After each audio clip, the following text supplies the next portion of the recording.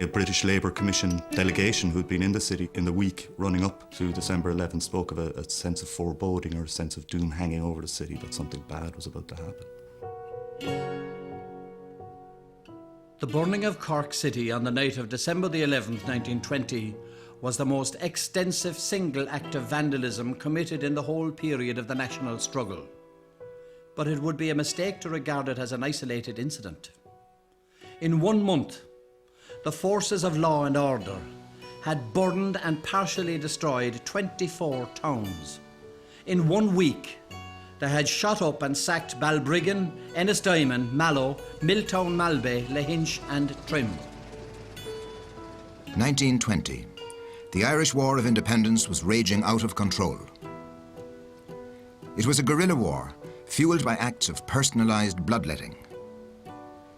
In the 9 months leading up to the burning of Cork, the city's streets became the battleground in an escalating cycle of violence between the Republican volunteers and the British authorities.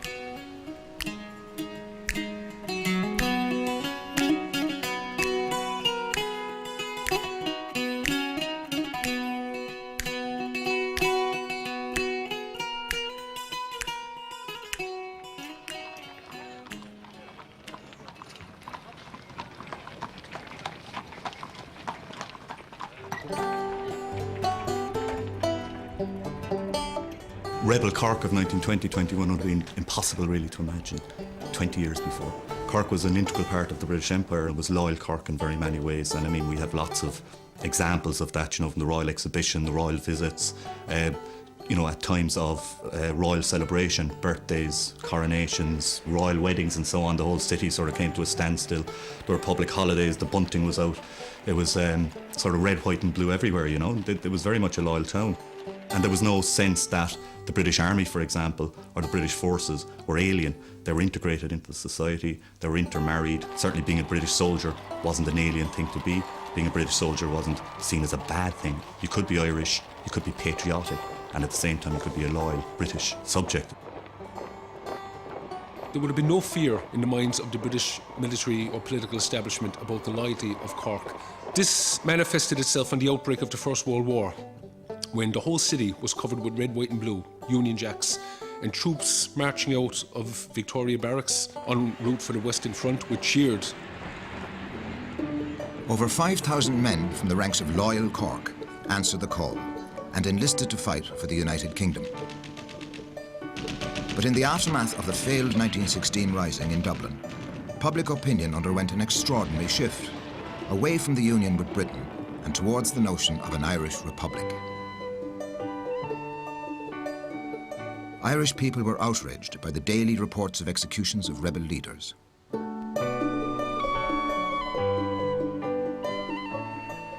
Hundreds more were rounded up and imprisoned. The British government's threat to introduce conscription in Ireland further inflamed nationalists, and loyalty to the empire was soon to become a thing of the past. January 1920, you have municipal elections in Ireland, and in Cork, local elections. Sinn Féin again sweep the boards, are the majority party, and win control of the corporation. So the Corporation of Cork, which is now a Republican corporation, it pledges its allegiance to Dáil Éireann as the legitimate government of Ireland. The tricolour is raised over the City Hall for the first time ever, and Tomás Mccartan, who's the OC of the city IRA, or the number 1 brigade, is elected Lord Mayor. Cork is now Rebel Cork officially, if you like. It's got a popular mandate, and the seat of local power is now in Republican hands in that sense. So with political power now firmly in the hands of Sinn Féin, the forces of militant republicanism began to reorganise and rearm. The volunteer leaders set their sights on isolated RIC barracks in their search for weapons. Essentially what was happening was a guerrilla war was unfolding. And one of the principles of guerrilla warfare is that you hit the enemy at their softest or weakest points. And that is precisely what the volunteers did. They found the weakest or the softest targets within society and hit them and made life so uncomfortable for them that they withdrew. And the softest targets were the RIC barracks, which were scattered all over the country. for the most part, populated by Irish people, and they were now subjected to a campaign of intimidation and, for want of a better description, terrorism. Eventually, through the burning down of all of these barracks, the RIC contracted and they pulled back into the centres of population, the big towns and the cities. This left huge tracts of the country effectively policeless. There was no functioning law and order. When that void was created, the volunteer movement moved into it. There's lots of things happening on a daily basis at a sort of a low level, if you like. There's burnings, there's shootings, and this is happening on a county-wide and a country-wide level, but especially Cork was the cockpit of the violence of the revolution. Dublin and Munster and Cork, especially in Cork County, was the most violent county by every measurement. Morale in the ranks of the RIC reached an all-time low as the volunteers continued their offensive. Many constables resigned and recruitment had ground to a standstill. The British began a recruitment drive in England. In the early months of 1920, these new RIC recruits arrived in Ireland. They became known as the Black and Tans. The Black and Tans were a ragtag outfit of demobilised ex-servicemen who were brought over here to carry out a police function, and they did it particularly badly. Now they were quite alien to the community in some ways. They weren't like the old RIC who had local knowledge and so on. Most of them weren't Irish, and the sort of material that was given to them by the authorities suggested that, look, they're all Sinn Féiners, they're all potential murderers. The idea was to sort of make life hell, really, if you like, for the civilian population, because in a guerrilla warfare situation, the guerrilla army is dependent upon the community.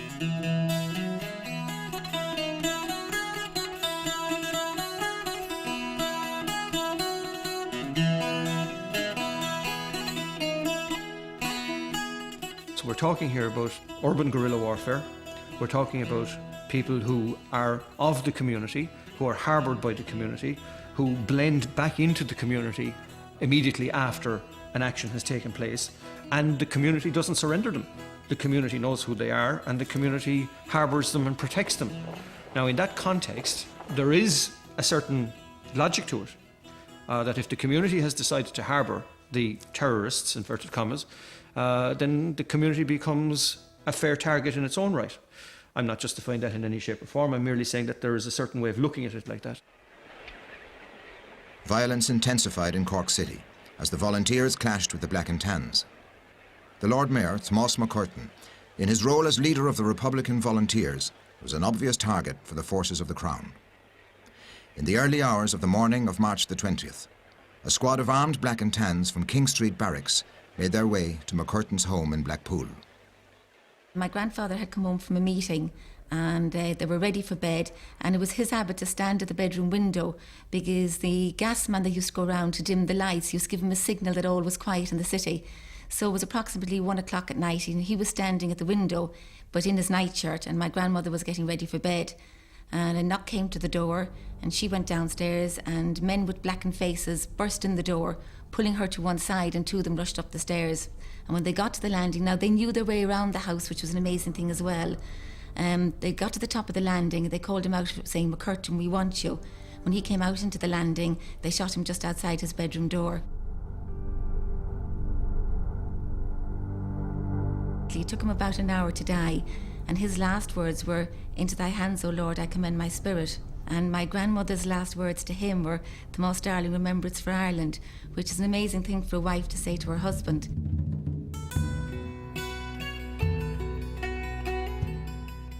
The funeral of Tomás Mccartan was an absolutely massive affair. I mean, the whole city came to a standstill, thousands of people lining the streets, the volunteers marching, Guard of Honour marching in formation, coming on.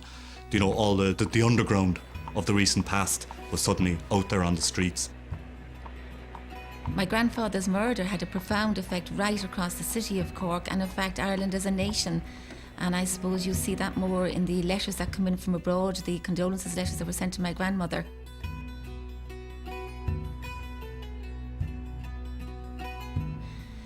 The city came to a standstill after his death. The docks weren't worked, the ships stood silent. On the personal side, it's very hard to describe what it must have meant to a family. I mean, you had my grandmother, who was pregnant with twin girls at the time, that she lost shortly afterwards. And then you had 5 young children in the house. And whereas, yes, they were Republicans by birth already, the effect their father's murder had them stood with them for the rest of their lives.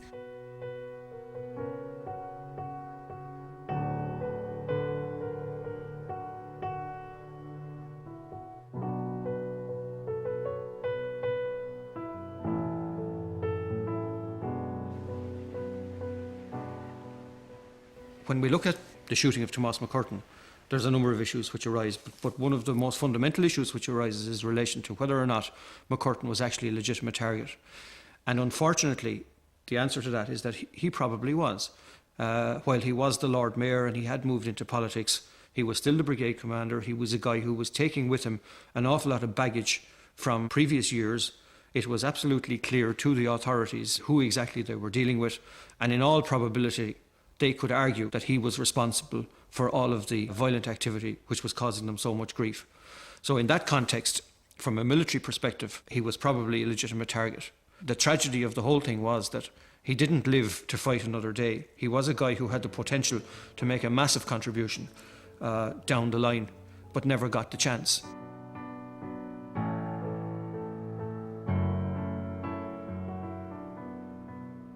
Terrence Mcsweeney replaces Mccartan both as Lord Mayor. He was elected Lord Mayor in succession to Mccartan. He also takes over, nominally at least, the local IRA. My father's first reaction as Lord Mayor was to buy the front of St. Finbarr's Cemetery, to bury Tomás Mccartan, and he called it a Republican plot. And within less than a year, he was buried there. When Terrence Mcsweeney took up the mantle, he knew what was ahead of him to a great extent. He knew that it wasn't going to be an easy ride, and the probability was that he was also going to die for the cause. But once he was made Lord Mayor, he couldn't stay at home because the previous Lord Mayor, Tomás Mccartan, had been murdered in the middle of the night in front of his wife. And the Lord Mayor of Limerick, Michael O'Callaghan, was murdered, shot in the middle of the night in front of his wife. So there was no question that once he was Lord Mayor, he would have to go on the run, more or less, stay away from his house. So he didn't see that much of me, but sometimes he saw me up in St. Eda's where my aunt had a school. There's pictures, there's little snaps of him with me all wrapped in white garments, whatever. I was very young, I was about just a year and a half maybe. Violence raged throughout Ireland. Over 300 RIC barracks were burned out as the Republican volunteers increased their attacks on the forces of law and order.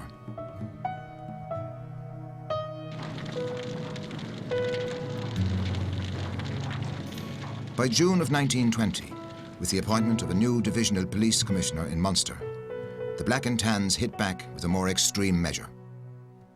On the 3rd of June, Lieutenant Colonel Gerald Bryce Ferguson Smith was appointed Divisional Police Commissioner for Munster. And later that month, on the 19th of June, I think it was, he addressed a bunch of RIC constables in Listowel, County Kerry. When civilians approach, shout, "Hands up!" Should the order not be obeyed, shoot, and shoot with effect. If any persons approaching you carry their hands in their pockets or are in any way suspicious looking, shoot them down. You may make mistakes occasionally, and innocent persons may be shot, but you're bound to get the right person sometimes. The more you shoot, the better I will like you. And I assure you that no policeman will get in trouble for shooting any man, and I guarantee your names will not be given at the inquest. Smith's order marked him out for attention from the Irish Volunteers. And 1 month later, on the 17th of July, he was in Cork City dining in the County Club when a 6-man squad of volunteers from Cork No. 1 Brigade burst into the club, held a gun to Smith's head and said, "Your orders were to shoot on sight. No, you're in our sights. Prepare to die." And they shot him dead. That gives an indication of the type of activity that was happening in Cork City throughout 1920. The assassination of Colonel Smith in the city centre sent a shockwave through the British authorities. In response, a curfew order was issued by Major General Strickland, officer in command of Victoria Barracks, Cork. This meant that after 10 o'clock at night that nobody could be seen on the streets. This was in cities, particularly in cities and towns. This not alone affected the volunteers, but it also affected the ordinary citizens and the population.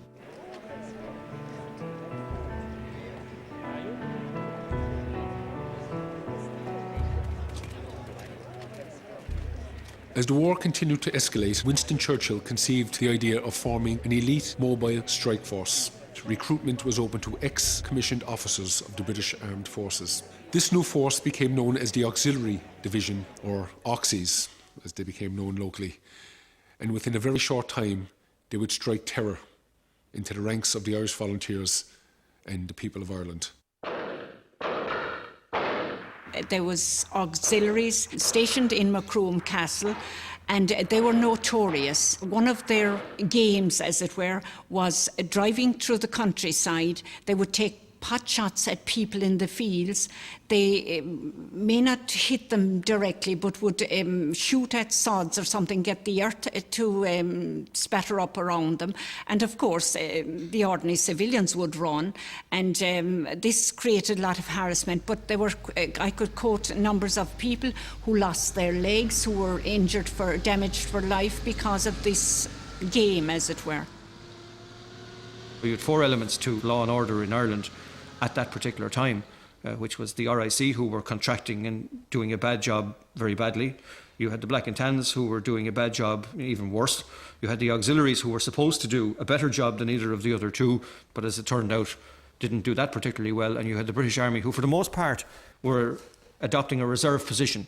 And that was correct. I mean, militarily, that would be the right thing to do. You use the police elements first, and then when they can't function, then you introduce the army to do the job. In an attempt to control Republican attacks in Cork City, the British authorities targeted the volunteer leadership. On August the 12th, 4 months before the city was burnt, the Lord Mayor, Terrence Mcsweeney, was arrested in the City Hall and was charged with the possession of seditious documents.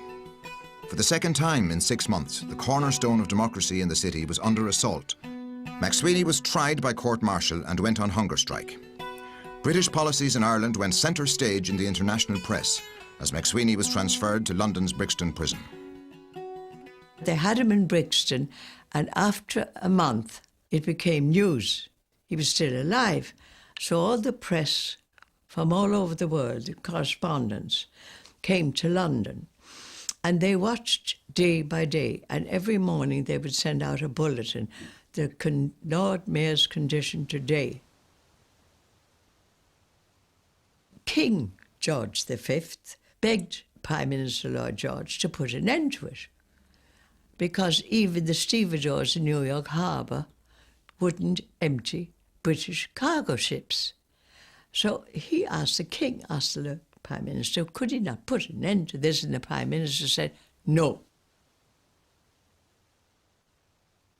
The nation followed his hunger strike. It wasn't just something that was there and gone. It was on a daily basis. And Gandhi freely wrote later that it was the actions of Terrence Mcsweeney and his writings and his thinkings that influenced him in the way that he dealt with the British establishment. As Mcsweeney continued his hunger strike, the eyes of the world became focused on his cell in Brixton Prison. Back in Cork, his comrades were greatly concerned about the fate of their commanding officer, so a plan was conceived whereby the volunteers from the Cork Brigade would actually kidnap General Sir Peter Strickland, the officer commanding of the 6th Division, and hold them hostage in an attempt to get the British to release Mcsweeney unconditionally. The volunteers were becoming extremely confident in what they were doing, and probably one of the most notable examples of that at this particular time was the fact that they were actually prepared to try and kidnap General Strickland on St. Patrick's Hill, literally in the middle of the city, 300 yards from his front door.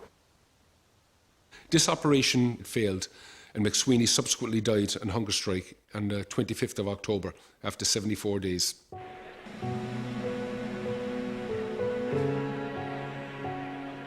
When he died, the Bishop of St. George's in Southwark accepted him to lay in state in that cathedral, but he didn't want any display of military.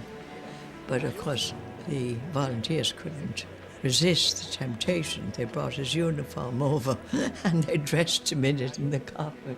I think the bishop was a little bit annoyed about that. But then they had a public funeral through London.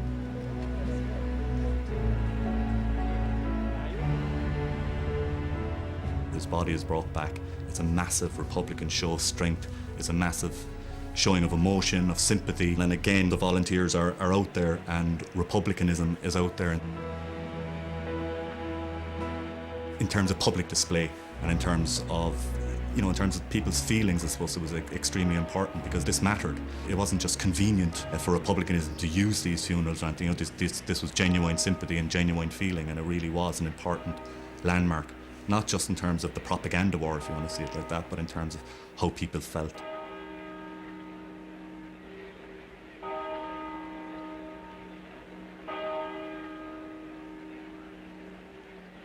Now, he never fired a shot in his life, my father.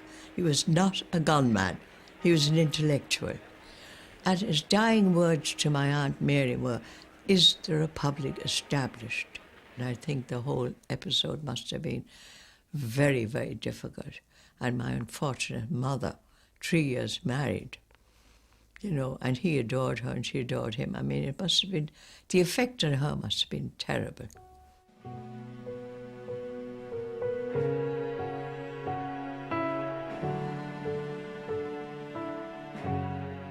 The following day, young Kevin Barry is hanged in Mountjoy, stirring up again emotions and feelings. And, it happens on a Sunday. People are en masse and people are gathering again. And there's a lot of, this collective feeling is building. Events on the ground are adding to that, of course. A couple of weeks later, Bloody Sunday happens in Dublin with the Croke Park massacre, following on the executions of the intelligence officers. And then at a local level in Cork, the Kilmichael ambush happens a week later again, towards the end of November. On the 28th of November, at Kilmichael in West Cork, an IRA flying column led by Tom Barry set up an ambush for the invincible auxiliaries, 12 days before Cork City was burnt. Tom Barry was brought in as a training officer. He had been in the British Army and he was out in Mesopotamia, which is now Iraq, and he thought, here am I fighting for the British Army, the same army that's fighting my people in Dublin. So when he came home after a while, he got involved in intelligence with the 3rd Cork Brigade, and then they appointed him as a training officer of the flying column. Kilmichael ambush came at a period when morale was low, and also it came at a time when the auxiliaries and the Black and Tans were really harassing the people throughout the country. On the 28th day of November, the Tans left the town of Macroom. They were seized.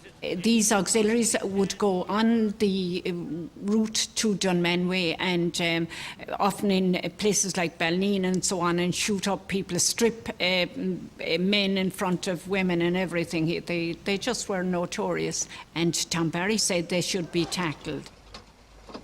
He decided that he would pick Kilmichael because the auxiliaries would go, particularly on a Sunday, on their rampage through the country, and they felt that they would surely pass, and they would have maybe 1, 2, or maybe 3 lorry loads of them. It rained all night as we marched, and we got here without anybody knowing it. We came across fields and through boreens, and the men were soaking wet.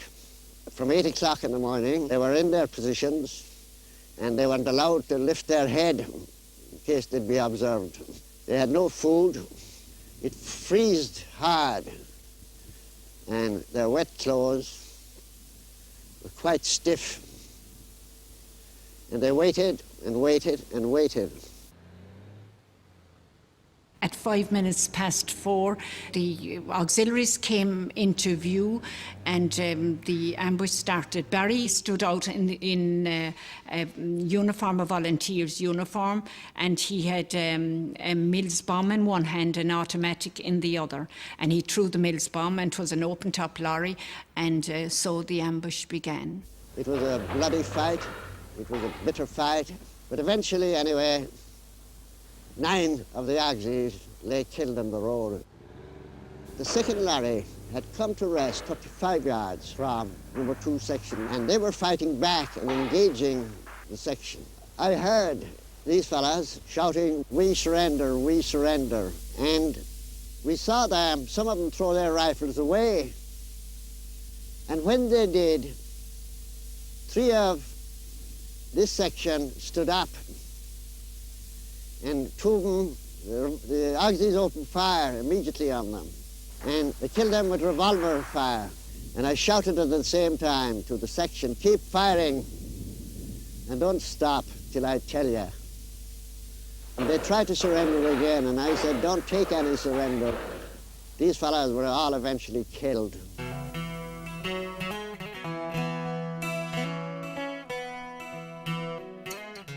This was a military operation, as the IRA saw it, as Tom Barry saw it, as the famous flying column saw it, and Republicans really, it was a great morale boost for Republicans in terms of how the war was going, you know, and it really was a significant event. And it links directly into Cork because, of course, the bodies of those auxiliaries were brought back into the city. In the days following the ambush, Cork braced itself for the inevitable act of revenge by the Crown forces. The military authorities imposed martial law in an attempt to maintain law and order in the city. The critical thing to understand here in the context of what happened in Cork at that particular time was that when martial law is imposed, it means that all civil law has failed. The civil structure for administering justice has failed, and that is precisely what the case was at this particular time. The RIC had been driven back more and more into the centres of population and were not functioning. You had a situation where the volunteer movement, if you want to call it, was having an effect on their ability to rule, if you wish. And when the military are introduced, it means that literally they are authorised to restore order, whatever way they wish to do it. With tension mounting in the city, martial law came into effect on the 10th of December. Cork City was now firmly in control of the military.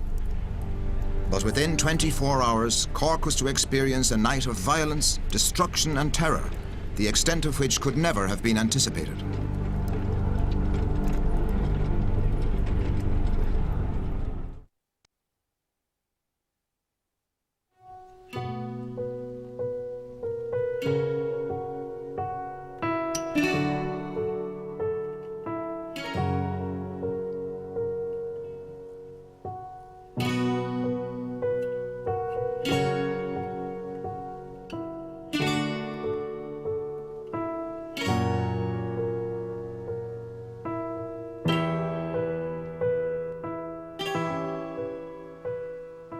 I think everybody was just fed up with what was going on. There was no end to this. This was a war of attrition where the RIC, the British Army, the auxiliaries and the Black and Tans were being forced back into effectively Cork City in this context. They weren't safe anywhere. They weren't even safe 200 yards away from the barrack gate. And there had come a point where they really couldn't take any more. And I think that's the backdrop to what happened when Cork City was burnt.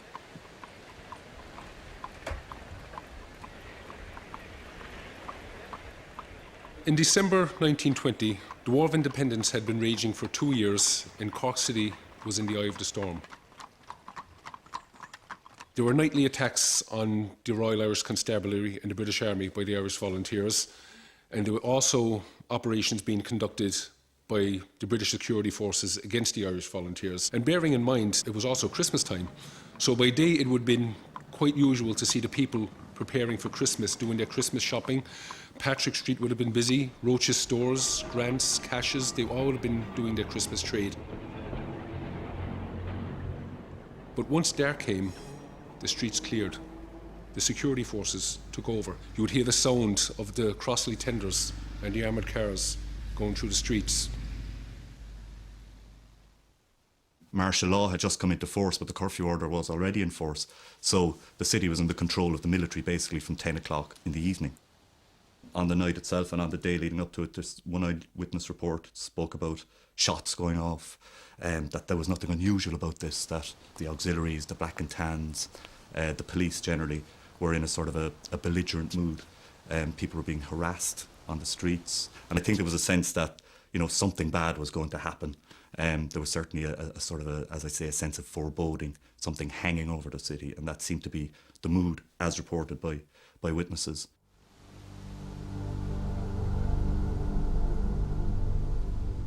In the 12 days following the Kilmichael ambush, Cork braced itself for the auxiliaries' reprisal. There is a school of thought which says that the burning of Cork was, in fact, a direct response to Kilmichael. That theory is complicated somewhat by the fact that right in the middle of that comes this ambush which took place at Dillon's Cross. The leadership of the Cork Brigade made a decision to attack the auxiliaries as close as possible to their base in Victoria Barracks. And in this regard, the area of Dillon's Cross, which is some 400 metres away from the barracks, was chosen. 20 men for a raid. Left the barracks in 2 motor cars. Party hadn't gone 100 yards from the barracks when 2 bombs were thrown at them from over a wall. One dropped in a car and wounded 8 men. One has since died. Very naturally, the rest of the company were enraged. The houses in the vicinity of the ambush were set alight. The burning and sacking of Cork followed immediately. Now, when you look at what happened in Dillon's Cross, a decision was taken by somebody to actually do this, to mount an ambush on the forces of law and order, literally outside their front door, utilising the elements of surprise and everything that went with that. And the one thing that you could say with certainty in the planning of that would be that there would be a reprisal. There had to be a reaction. For every action, there's an equal and opposite reaction, and it was guaranteed to happen. And yet, the volunteer leadership in the city decided to go ahead with it, knowing that there was every possibility that Dillon's Cross, or half the city, would be burnt down. So if that was the case, then why did they do it? Well, certainly it's our theory that there was a specific reason for the ambush at Dillon's Cross, and that was to neutralise Captain Kelly, who was the head of the intelligence network, the British intelligence network operating within Cork City and County at that particular time. Kelly was in the convoy that particular night when the ambush went in. They tried to get him and were unsuccessful. And as we know, of course, after that, then we had reprisal both in the area of Dillon's Cross and then later on in the city. It was obvious to everybody that there would be reprisals. The British were always very keen on reprisals. And I suppose anybody who was a member of the volunteers were sitting ducks, you might as well say.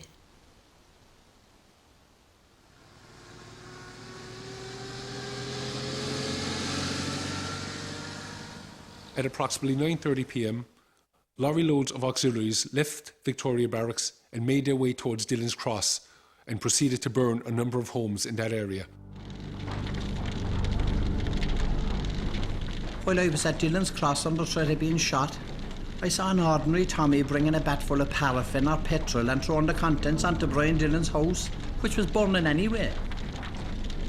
I was saving my own house in the flames and 2 members of the Crown Forces carrying revolvers jumped on me.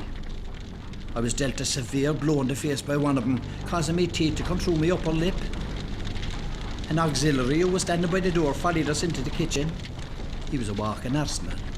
Pockets bulging with bombs, and he says they were going to blow up the city. The first intimation the brigade had of anything untoward happening was around 10 o'clock when the RIC at Empress Place notified the brigade that houses were on fire at Dillon's Cross, and the Grattan Street section turned out with 5 men. On going through Patrick Street, they noticed that Grant's department store was on fire, so they immediately stopped to tackle this fire, and they asked Sullivan's Key to notify the barracks that houses were on fire at Dillon's Cross and would the barracks send their engines. And their request was ignored. So effectively the houses at Dillon's Cross burnt out. At 10 o'clock, curfew sets in and the streets are meant to be clear anyway. So under martial law, the whole area of Cork is under the control of the military. Auxiliaries then, accompanied by Black and Tans, moved down onto the Mccartan Street area. A tram was burnt out on Patrick Street, one of the last trams again leaving before curfew, which was at 10 o'clock. People were hassled on the streets, people were whipped, shot at. There's eyewitness reports, one especially from a priest. We were surrounded by armed men. The uniformed forces of the Crown were rushing at men and women indiscriminately, shouting and beating us with the butts of their rifles and firing in all directions. 3 or 4 women I saw beaten. 1 woman was kicked by a uniformed man.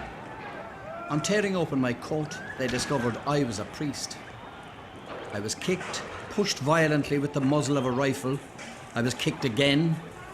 Scarcely able to walk from all the bruises and kicks, I stumbled forward up the hill when a shot rang out in my direction. There was a general sense of developing mayhem and developing disaster in that sense. Nobody expected what happened to happen. So even as the firemen were tackling the fire in Grants, they noticed that men in uniform were setting fire to Munster Arcade, Cash's, Roach's stores, all the whole way up along Patrick Street. The fire brigade did its very best to maintain the fires, but they were certainly not helped. Hoses were apparently cut. Certainly access to fire hydrants was denied. So every effort was made to hamper the relief effort in that sense, adding to the whole sense of terror and the sense of destruction and the actual physical damage that was done. As the events of the night escalated, the forces of law and order opened fire indiscriminately on civilians. 3 firemen were shot as they fought the fires, and marauding gangs of auxiliaries went on a rampage of looting and destruction throughout the city. Among the businesses and the premises that were looted were public houses, pubs, and also some wine merchants. So there was a lot of drink involved as well, and that added to the sort of increasing madness of the night. So these guys were looting, they were up for it, they were burning, they were drinking, and this was really a sort of a whole occasion of mayhem. As the rampage continued through the night, one of the many premises looted was Hilser Brothers Jewellers on the Grand Parade. My grandparents lived in Sunday as well, and I can remember being related the story years and years ago where in the middle of the night he was informed, I think by probably neighbours or something that way, that the building here was being looted. And I think subsequently he did go into town, but obviously I'd say for many reasons he didn't go too close to the building. Saw that it wasn't on fire, I suppose, and thanked his blessings for that much. But I'd say the majority of the stock, of course, made a fast exit. The initial burnings of the main department stores on Patrick Street seem to have been organised in a very clear way, people marching in formation and so on, applying the petrol or the incendiary bombs or whatever it happened to be. As the night wore on, it seems from the witness statements that things got more out of hand, that people were just taking action of their own volition, and there was basically the whole thing got out of hand. They sacked the city. So by 12:30, the whole southern side of Patrick Street was just one massive flame. As the fire spread, whole blocks joined up, right back to Marlborough Street, Cook Street, Morgan Street, Robert Street, and all the surrounding streets, Winthrop Street, and flames spread across the narrow lanes and streets until it was one massive flame.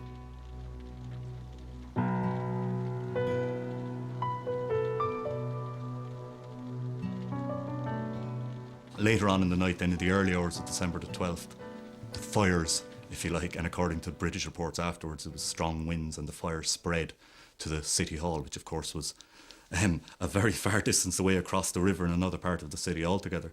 Of course, that was torched separately, and that was a very symbolic target, if you like. On the night, there was a party of firemen stationed within the darkened City Hall. About 1:30 on the Sunday morning, these firemen heard men breaking into City Hall, and when they challenged them, they were fired upon and grenades were thrown in their direction. The firemen, of course, were unarmed, so they had to retreat. And as we know, sometime later, the City Hall was set on fire and the nearby Carnegie Free Library was burned out as well. My aunts were up at the top floor of their house which was on a height overlooking the City Hall, and they watched it in flames and listened to it and the clock chiming until it collapsed. The firemen returned with some equipment and attempted to turn hoses on the burning City Hall, and each time they turned on the water was turned off by a party of policemen under an inspector. And when the fire service members remonstrated with the inspector, he was told that he had no control over the policemen.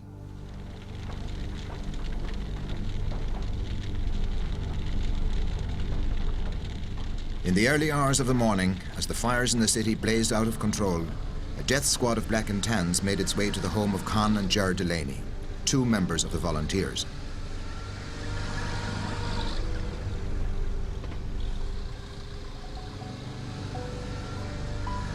It was 2 o'clock in the morning when there was loud knocking on the door. It was the kitchen door towards the back, leading in from the yard, and my grandfather went down and answered the door. They asked him, was this the Delaney house? And he said yes. And were the Delaney's sons here? And he said yes.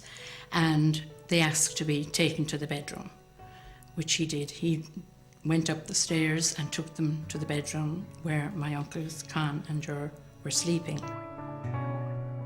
And they immediately told them to get out of bed, which they did, and they stood, and they were both shot immediately. Then they also shot their uncle, William Dunley, who was staying with them, as I said. You can imagine the confusion in the house, the trauma.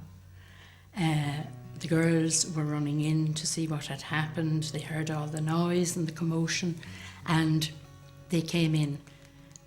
One of them with a cross, which he held to the lips of the dying Uncle Ger, and he died immediately. And then the same thing with Con, but he actually lived for a few days. He lived until the 18th of December. About 4:30 on the Sunday morning, the Central Fire Station received a request to send a fire brigade ambulance to the Delaney household on Dublin Hill, but due to the circumstances in the city where every available member of the staff was involved in fighting the fires, the fire brigade had no ambulance to send, or indeed no personnel to spare. So the request had to be transferred to the Union on Douglas Road, now St Finbarr's Hospital, and it was the Union ambulance which responded to the request, and it is there removed the 2 young Delaney brothers to hospital.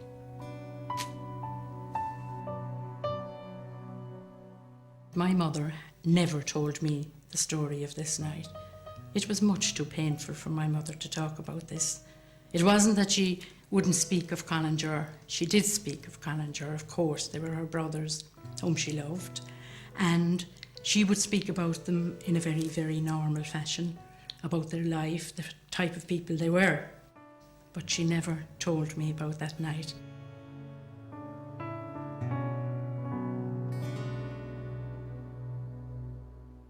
What happened, the Delaneys, could have happened some other family. Up to that, I remember my mother saying, the whole fight was so tremendously exciting. They were involved in the whole thing. They were interested in the whole thing. It was all a wonderful, I can't say adventure, but happening in their lives. But when their brothers were shot, the whole thing changed.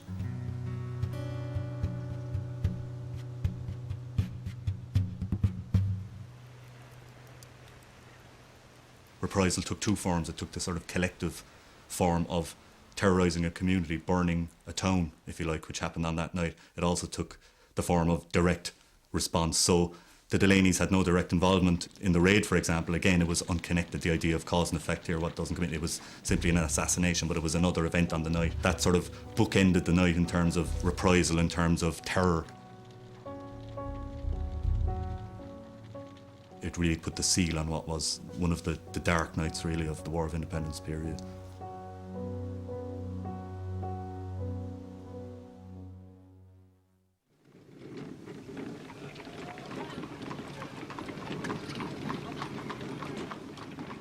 The appliances at December 1920 consisted mainly of horse-drawn hose reels. The brigade had a number of them. They had one motor fire tender, which was not a fire engine, which simply carried fire equipment and ladders, and a 1905 steam fire engine, which was, by 1920, well past its prime. It actually broke down at the height of the burning of Cork. Certainly, a brigade the size of Cork in 1920 had no hope of containing a fire that size.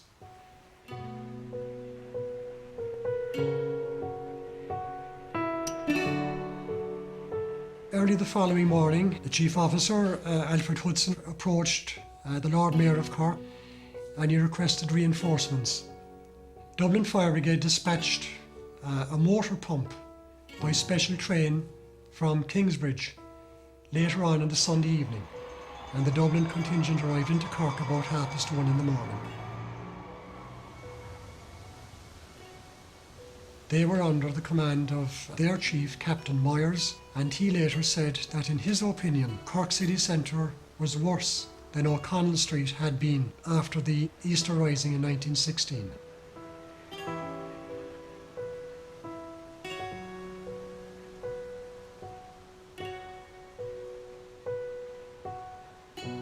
"1920 might just be a line in the history books written about Ireland, but for Cork City it was really one of the years that must be indelibly marked in our minds.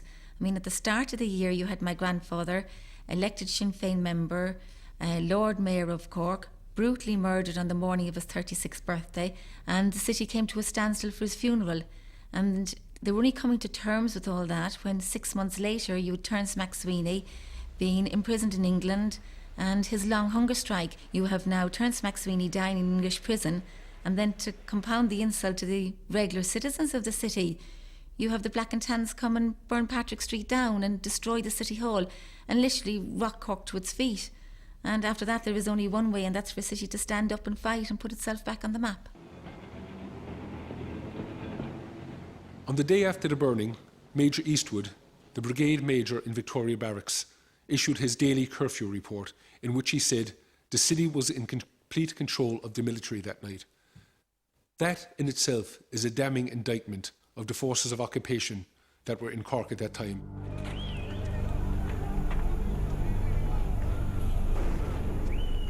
In all my life, and in all the tales of fiction I have read, I have never experienced such orgies of murder, arson and looting as I have witnessed during the past 16 days with the RIC auxiliaries.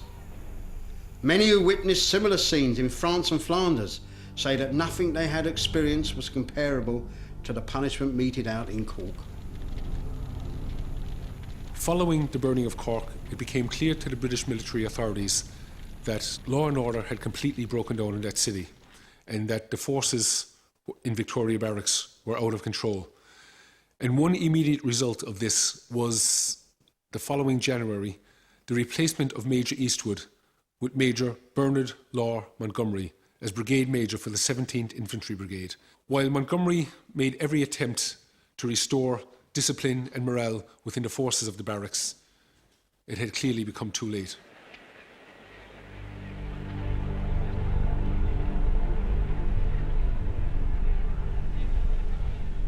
Things had come to a head. The British were suddenly getting bad press, which was affecting the world internationally, what was happening in Ireland.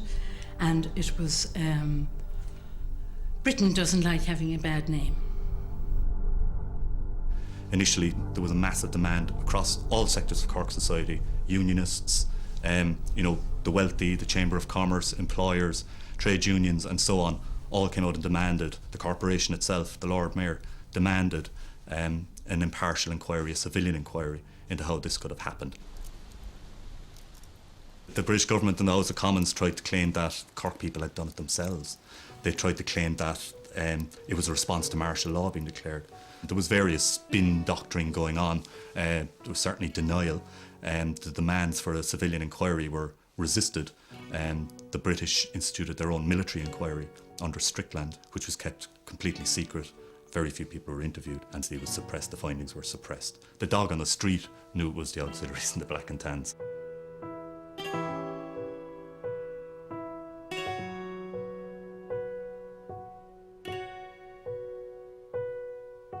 3 independent inquiries were set up: the American Commission, the British Labour Commission, and the Irish Labour Party and Congress of Trade Unions.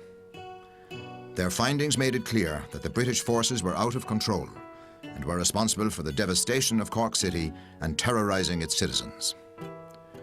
International opinion was outraged by this latest atrocity. By July 1921, a truce was called which paved the way for the treaty and the establishment of the Irish Republic.